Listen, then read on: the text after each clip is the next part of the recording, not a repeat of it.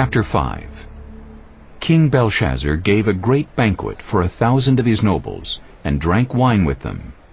While Belshazzar was drinking his wine, he gave orders to bring in the gold and silver goblets that Nebuchadnezzar his father had taken from the temple in Jerusalem, so that the king and his nobles, his wives and his concubines might drink from them. So they brought in the gold goblets that had been taken from the temple of God in Jerusalem. And the king and his nobles, his wives and his concubines drank from them. As they drank the wine, they praised the gods of gold and silver, of bronze, iron, wood, and stone. Suddenly the fingers of a human hand appeared and wrote on the plaster of the wall near the lampstand in the royal palace. The king watched the hand as it wrote. His face turned pale, and he was so frightened that his legs became weak and his knees were knocking. The king summoned the enchanters, astrologers, and diviners. Then he said to these wise men of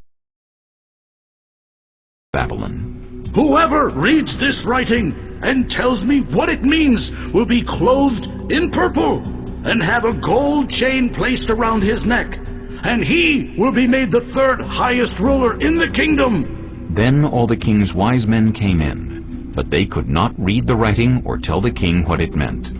So King Belshazzar became even more terrified, and his face grew more pale. His nobles were baffled. The queen, hearing the voices of the king and his nobles, came into the banquet hall.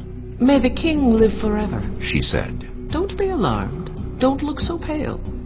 There is a man in your kingdom who has the spirit of the holy gods in him. In the time of your father, he was found to have insight and intelligence and wisdom like that of the gods.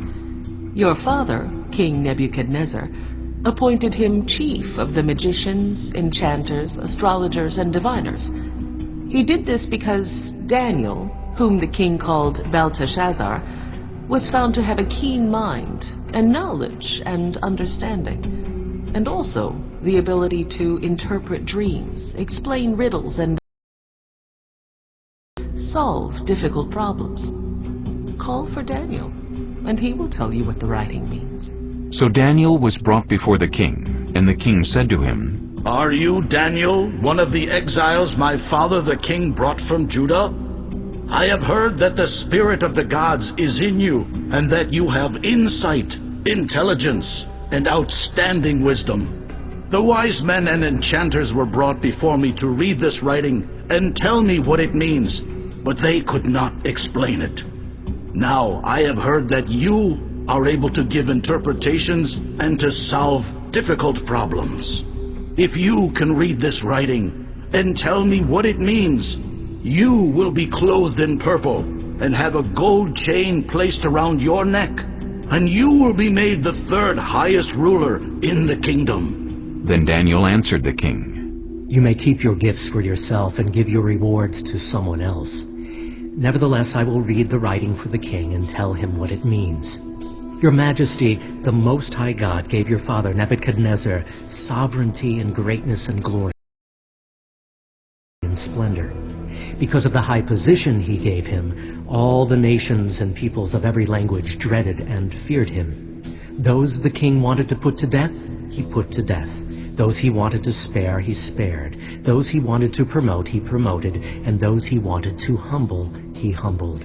But when his heart became arrogant and hardened with pride, he was deposed from his royal throne and stripped of his glory. He was driven away from people and given the mind of an animal. He lived with the wild donkeys and ate grass like the ox. And his body was drenched with the dew of heaven until he acknowledged that the Most High God is sovereign over all kingdoms on earth and sets over them anyone he wishes. But you, Belshazzar, his son, have not humbled yourself, though you knew all this. Instead, you have set yourself up against the Lord of heaven. You had the goblets from his temple brought to you, and you and your nobles, your wives, and your concubines drank wine from them. You praised the gods of silver and gold, of bronze, iron, wood, and stone, which cannot see or hear or understand. But you did not honor the God who holds in his hand your life and all your ways. Therefore he sent the hand that wrote the inscription. This is the inscription that was written. Mene, Mene, Tekel, Parsin. Here is what these words mean. Mene, God has numbered the days of your reign and brought it to an end. Tekel, you have been weighed on the scales and found wanting. Perez, your kingdom is divided and given to the Medes and Persians. Then, at Belshazzar's command, Daniel was clothed in purple, a gold chain was placed around his neck, and he was proclaimed the third highest ruler in the kingdom. That very night Belshazzar, king of the Babylonians, was slain, and Darius the Mede took over the kingdom at the age of 62.